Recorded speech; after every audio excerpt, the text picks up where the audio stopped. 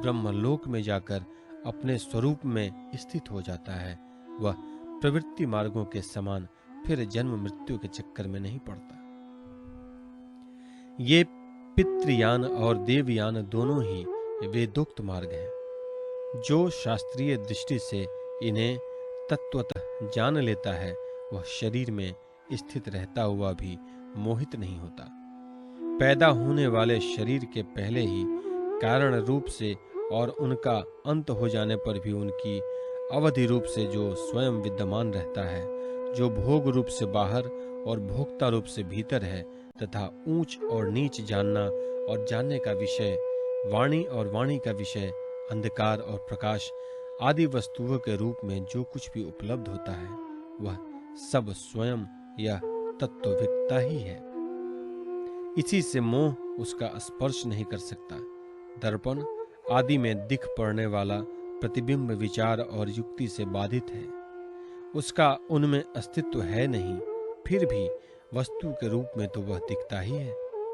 वैसे ही इंद्रियों के द्वारा दिखने वाला वस्तुओं का भेदभाव भी विचार, युक्ति और आत्मानुभव से असंभव होने के कारण वस्तुतः न होने पर भी सत्य सा प्रतीत होता है।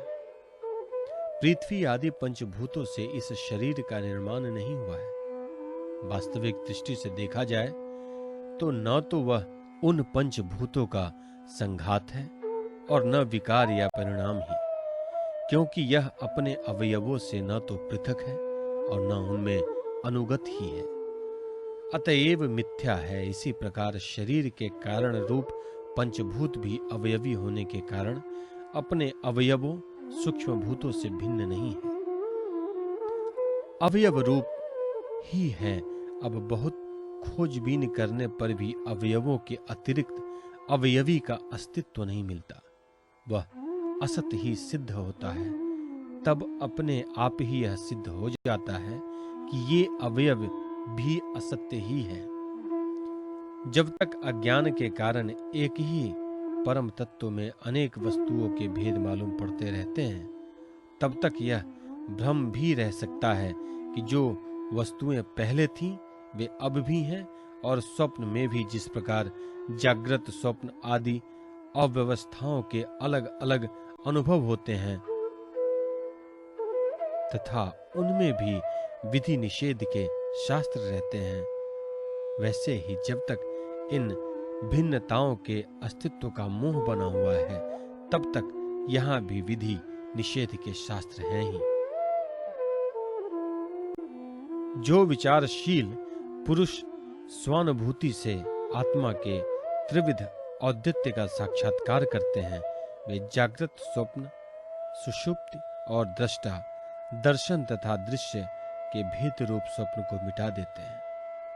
ये अद्वैत तीन प्रकार के, भावाद्वैत, क्रियाद्वैत और द्रव्याद्वैत। जैसे वस्त्र सूत रूप ही होता है, वैसे ही कार्य भी कारण मात्र ही है, क्योंकि भेद तो वास्तव में है ही नहीं। इस प्रकार सबकी एकता का विचार भावाद्वैत है। युधिष्ठिर, मन, वाणी और शरीर से होने वाले सब कर्म स्वयं पर ब्रह्म परमात्मा में ही हो रहे हैं, उसी में अध्यस्त है। इस भाव से समस्त कर्मों को समर्पित कर देना क्रियाद्वैत है। स्त्री पुत्रादि सगे संबंधी एवं संसार के अन्य समस्त प्राणियों के तथा अपने स्वार्थ और भोग एक ही हैं, उनमें अपने और पराये का भेद नहीं है। इस प्रकार का विचार द्रव्याद्वैत है। युधिष्ठिर, जिस पुरुष के लिए जिस द्रव्य को जिस समय जिस उपाय से जिससे ग्रहण करना शास्त्राज्ञा के विरुद्ध न हो, उसे उसी से अपने सब कार्य संपन्न करने चाहिए।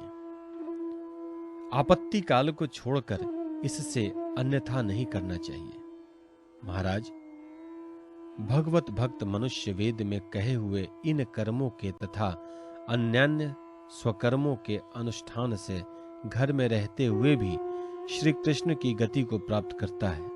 युधिष्ठिर, जैसे तुम अपने स्वामी भगवान श्री कृष्ण की कृपा और सहायता से बड़ी बड़ी कठिन विपत्तियों से पार हो गए हो और उन्हीं के चरण कमलों की सेवा से समस्त भूमंडल को जीतकर तुमने बड़े बड़े राजसूय आदि यज्ञ किए हैं।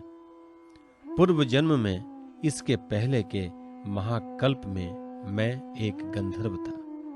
मेरा नाम था उपवहर्न और गंधर्वों में मेरा बड़ा सम्मान था। मेरी सुंदरता, सुकुमारता और मधुरता अपूर्व थी। मेरे शरीर में से सुगंधित निकला करते थे और देखने में मैं बहुत अच्छा लगता था। स्त्रियां मुझसे बहुत प्रेम करती और मैं सदा प्रमाद में ही रहता। मैं अत्यंत विलासी था। एक बार देवताओं के यहाँ ज्ञान सत्र हुआ। उसमें बड़े बड़े प्रजापति आए थे। भगवान की लीला का गान करने के लिए उन लोगों ने गंधर्व और अप्सराओं को भी बुलाया। मैं जानता था कि वह संतों का समाज है और वहां भगवान की लीला का ही गान होता है। फिर भी मैं स्त्रियों के साथ लौकिक गीतों का गान करता हुआ उन्मत्त की तरह वहां जा पहुंचा। देवताओं ने देखा कि यह तो हम लोगों का अनादर कर रहा है। उन्होंने अपनी शक्ति से मुझे शाप दे दिया कि तुमने हम लोगों की अवहेलना की है, इसलिए तुम्हारी सारी सौंदर्य संपत्ति नष्ट हो जाए और तुम शीघ्र ही शूद्र हो जाओ। उनके शाप से मैं दासी का पुत्र हुआ, किंतु उस शूद्र जीवन में किए हुए महात्माओं के सत्संग और सेवा शुश्रूषा के प्रभाव से मैं दूसरे जन्म में ब्रह्मा जी का पुत्र हुआ। संतों की अवहेलना और सेवा का यह मेरा प्रत्यक्ष अनुभव है। संत सेवा से ही भगवान प्रसन्न होते हैं। मैंने तुम्हें गृहस्थों का पापनाशक धर्म बताया है। इस धर्म के आचरण से गृहस्थ भी अनायास ही सन्यासियों को मिलने वाला परम पद प्राप्त कर लेता है। युधिष्ठिर, इस मनुष्य लोक में तुम लोगों के भाग्य अत्यंत प्रशंसनीय हैं, क्योंकि तुम्हारे घर में साक्षात परब्रह्म परमात्मा मनुष्य का रूप धारण करके गुप्त रूप से निवास करते हैं।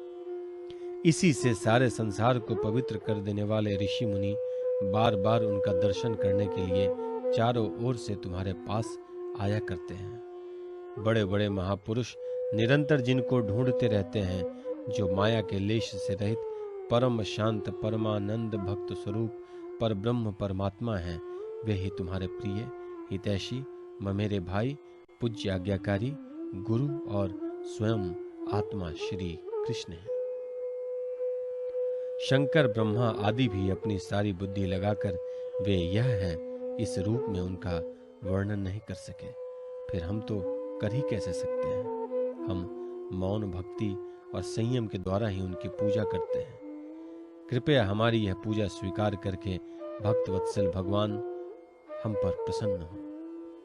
श्री सुखदेव जी कहते हैं, परीक्षित, देवर्षि नारद का यह प्रवचन सुनकर राजा युधिष्ठिर को अत्यंत आनंद हुआ। उन्होंने प्रेम विह्वल होकर देवर्षि नारद और भगवान श्री कृष्ण की पूजा की। देवर्षि नारद भगवान श्री कृष्ण और राजा युधिष्ठिर से विदा लेकर और उनके द्वारा सत्कार पाकर चले गए। भगवान श्री कृष्ण ही पर ब्रह्म है, यह सुनकर युधिष्ठिर के आश्चर्य की सीमा न रही। परीक्षित, इस प्रकार मैंने तुम्हें दक्ष पुत्रियों के वंशों का अलग अलग वर्णन सुनाया। उन्हीं के वंश में देवता, असुर, मनुष्य आदि और संपूर्ण चराचर की सृष्टि हुई।